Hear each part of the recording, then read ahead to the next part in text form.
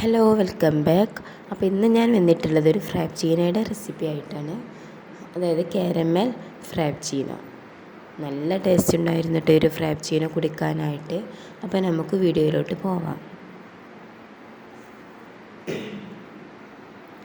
അപ്പോൾ ആദ്യം തന്നെ നമുക്ക് കാരമൽ സോസ് ഉണ്ടാക്കിയെടുക്കണം. അതിനായിട്ട് ഞാനൊരു പാനിലോട്ട് 1/2 കപ്പ് പഞ്ചസാര ഇട്ട് കൊടുത്തിട്ടുണ്ട്. ഇനി ഇതൊന്ന് മെൽറ്റാക്കി എടുക്കണം.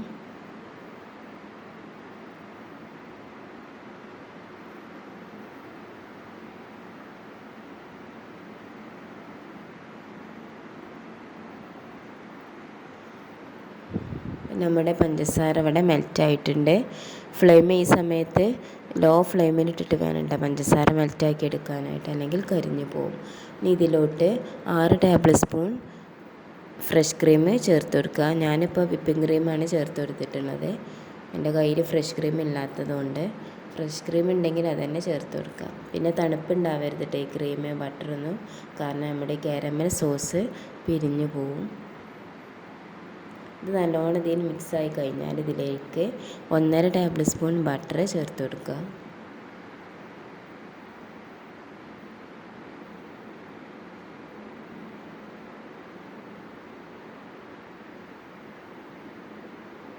ഇനി നമുക്കിതിലേക്ക് 1.5 ടേബിൾ സ്പൂൺ കോഫി പൗഡറും 3 ടേബിൾ സ്പൂൺ ചൂടുവെള്ളത്തിനൊന്ന് മിക്സാക്കി എടുക്കുക.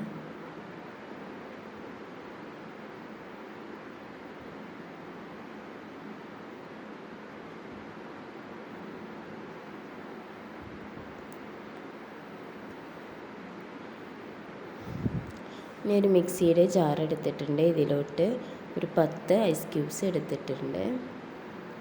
അതിലോട്ട് നമ്മൾ നേരത്തെ തയ്യാറാക്കി വെച്ചിട്ടുള്ള സോസ് ഉണ്ടല്ലോ, അതൊരു 1/3 കപ്പ് ചേർത്ത് കൊടുക്കുക.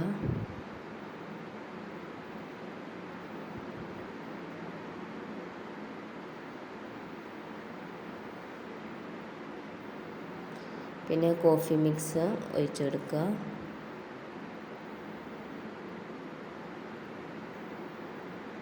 പിന്നെ ഇതിലേക്ക് 1.5 കപ്പ് നല്ല തണുപ്പിച്ചെടുത്ത പാല്,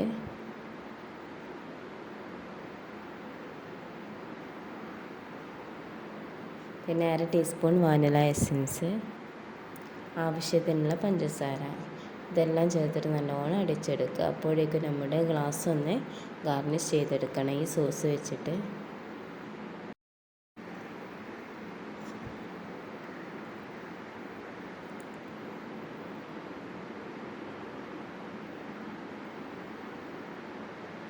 ഈ ഗ്ലാസ്സിലോട്ട് ഇതൊന്ന് സെർവ് ചെയ്യാം.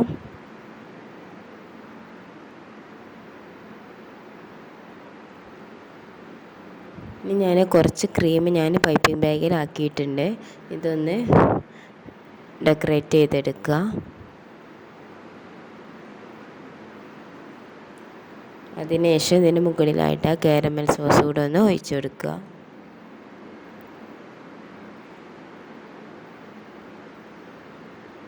നമ്മുടെ കാരമൽ ഫ്രാപ്ചീനോ ഇവിടെ റെഡി ആയിട്ടുണ്ട്.